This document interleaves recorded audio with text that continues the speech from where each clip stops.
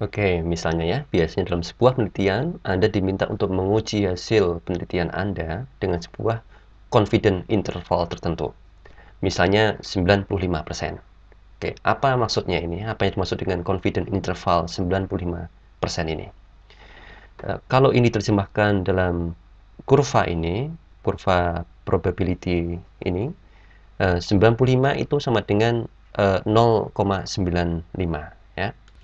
Jadi probability-nya adalah 0,95. Nah, bagaimana kita bisa mendapatkan 0,95 dari kurva ini? Oke, sebagai perkiraan saja ya. 0,95 bisa kita dapatkan dari area ya. Jadi hampir sebagian besar area, kecuali yang 0,05 dari area ini yang tidak kita masukkan di dalam pilihan kita. Oke, misalnya dari sebelah kiri kita buat sangat mendekati angka 0, sebetulnya tidak pas di 0, tapi mendekati 0, mungkin sekitar 0,00 sekian ya. Di sini kita start dari sini ya, kita buat interval ya. Interval untuk nilai dari chi-square. Ya, misalnya 0,0 sekian, kita nggak tahu berapa, kita kemudian tarik, terus kita pengen menuju, misalnya di sini sekitar hampir semuanya kita penuhi. Ya, hampir semua area kita ambil. Oke, misalnya dari 0,00 sekian hingga 3, sekian. Ya. Nah, ini adalah satu area yang kalau kita jumlahkan luasnya, ya, kita hitung luasnya, semua area ini, ya, saya gambar dulu di sini ya. Semua area ini ya, memiliki luas sebesar 0,95. Ya, ya, oke. Jadi confidence interval 95% ini sama artinya dengan luas area ya, dari nilai chi-square yang paling kecil hingga chi-square yang paling besar ya. Jadi interval chi-square ini ya, dari katakan 0,0 sekian hingga 3, bla bla bla sekian. Jadi luasnya itu adalah 0,95%. Jadi ingat ya, sekali lagi, luas semuanya dari 0 hingga tak terhingga itu adalah 1. Nah, jadi luas area dari X 0, sekian hingga 3, sekian ini adalah 0,95. Ini artinya ini arti dari confidence interval.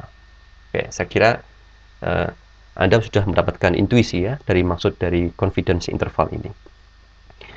Nah, berikutnya adalah kita ingin mengetahui secara tepat ya, batas ini berapa. Katakan chi-square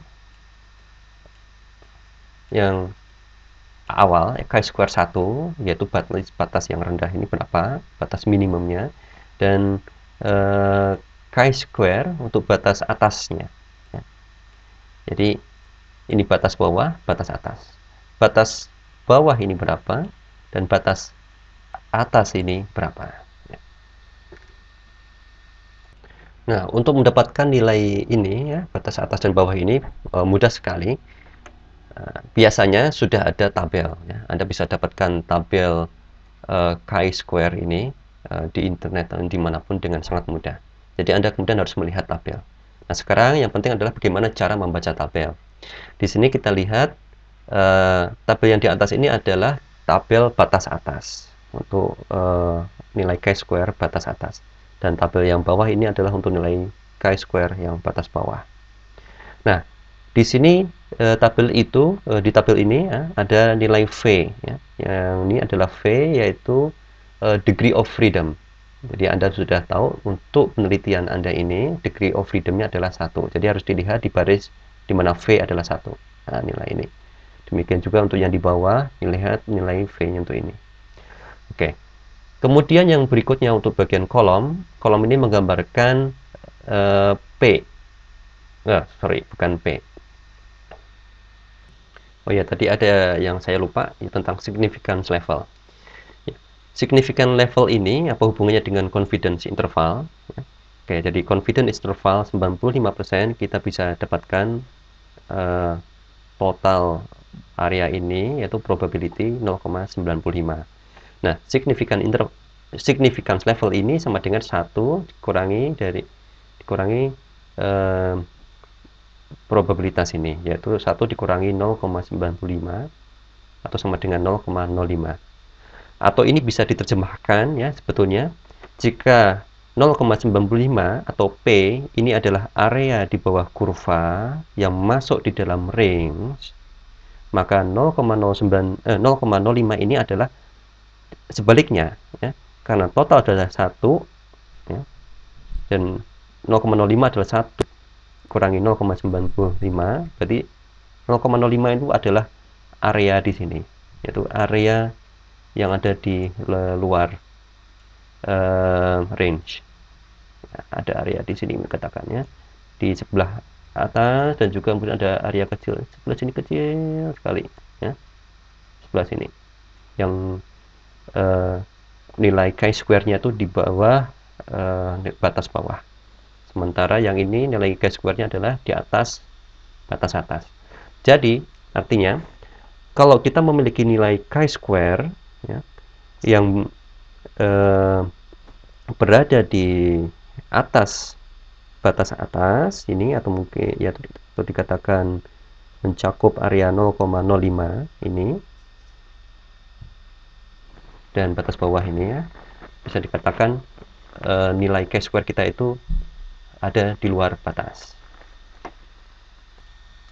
Jadi karena luas yang sebelah kiri ini harus sama dengan luas yang kedua, yang sebelah kanan, luas bawah dan luas atas itu harus sama, di mana totalnya adalah 0,05, maka luas area ini masing-masing adalah 0,025, jadi separuh dari 0,05. Ini adalah 0,025 ya. Dan kemudian yang tengahnya ini adalah 0,95. Oke, jadi Anda sekarang udah tahu apa hubungan dari significance level, atau biasanya ditandai dengan simbol alpha, dan confidence interval. Significant level menggambarkan area, yaitu di luar dari confidence interval kita. Confidence interval yang berwarna biru ini yang ada di tengah, dan significant level ini menggambarkan yang ada di luarnya. Oke, sekarang kita kembali ke tabel. Di tabel ini untuk bagian kolom menggambarkan nilai significance level, yaitu 0,1, 0,05, 0,25 dan seterusnya. Nah, untuk kasus yang Anda miliki di sini, untuk confidence interval 95% atau significant level 0,05, Anda mendapatkan daerah ini ya, Anda mendapatkan nilai ini, yaitu nilai chi-square bagian atas adalah 3,84 ya, ini 3,841, dan untuk yang batas bawah nilai chi-square-nya adalah jadi 1 dikurangi, jadi ini adalah 0,95, ini bisa didapatkan dari kebalikan dari ini, yaitu 1 dikurangi 0,05, sehingga Anda bisa dapatkan nilai chi-square untuk batas bawah adalah 0,004. Oke. Nah, sekarang Anda sudah tahu bahwa batas atas dari nilai chi-square yang masih memungkinkan hipotesis Anda bisa diuji ya, memenuhi syarat, itu adalah 3,841. Nah, selanjutnya kita akan melakukan hipotesis tes. Nah, bagaimana kurva ini berhubungan dengan hipotesis tes kita? Nah, sekarang kita lihat lagi bahwa kita punya area ya, dari batas bawah dan batas atas ini. Jika nilai chi-square kita itu ada di antara batas atas dan bawah, batas bawah dan batas atas chi-square ini yang menghasilkan P 0,95, maka hipotesis nol kita akan terpenuhi. Nah, jika nilai chi-square yang kita hasilkan, yang Anda hasilkan di sini, ada di luarnya, misalnya itu ada di atas ini, atau mungkin ada di bawah ini, atau artinya kalau dalam hal ini lebih dari 3,8, jadi di sini adalah 3,8 nilainya ya, ini adalah 3,8, saya ulangi lagi, yang ini adalah 0,04. Oke. Jika lebih dari 3,8, maka yang dipenuhi adalah hipotesis alternatif yang ini. Ya. Nah, kalau kita kembali lagi ke hasil survei Anda, nilai chi-square survei Anda adalah 10,99 dan nilai ini adalah lebih besar dari 3,841. Jadi posisinya itu ada di 10,99, itu ada sekitar sini. Ya. Misalnya posisi nilai chi-square Anda itu ada di sini. 10,99 itu ada di sini ya. Jadi ini jelas ada di area hipotesis alternatif atau hipotesis 1. Atau bisa dikatakan juga kita menolak hipotesis 0 dan menerima hipotesis 1. Jadi kita mereject hipotesis 0 di sini. Ya. Nah. Oke, jadi jelas di sini ya. Kita mereject hipotesis 0 di sini. Nah, kemudian apa artinya kita mereject hipotesis 0? Kita kembali ke hipotesis awal, jadi kembali ke pertanyaan awal dan kondisi awal ya.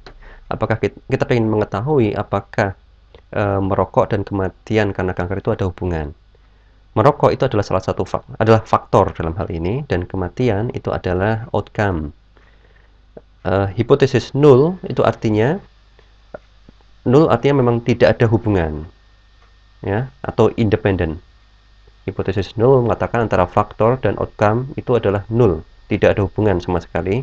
Jadi tidak ada relasi apakah yang faktor ini menyebabkan outcome, atau bisa dikatakan independen ya, bebas, tidak ada hubungan. Nah, hipotesis alternatif atau alternatif hipotesis berkata bahwa antara faktor dan outcome itu ada hubungan. Jadi mereka tidak bebas, tidak independen. Nah, dari hasil perhitungan kita sebelumnya, kita tahu bahwa kita mereject, kita menolak hipotesis nol, artinya kita menerima hipotesis 1. Jadi hipotesis alternatif inilah yang berlaku untuk hasil penelitian ini. Ini dari sini kita bisa katakan bahwa penelitian kita menunjukkan ada hubungan antara faktor ya, atau penyebab, dalam hal ini adalah rokok, dan outcome, yaitu hasil atau kematian karena kanker. Oke, dari sini kita sudah belajar tentang bagaimana kita bisa mengetahui critical value, kemudian significance level, dan confidence interval, dan bagaimana kita bisa memahami itu dan mendapatkan intuisinya ya. Dan Anda perlu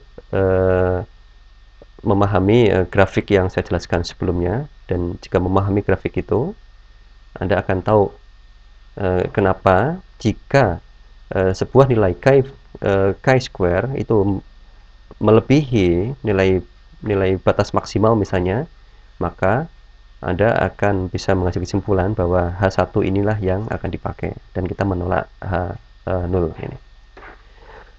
Oke, saya akhiri untuk video ini ya.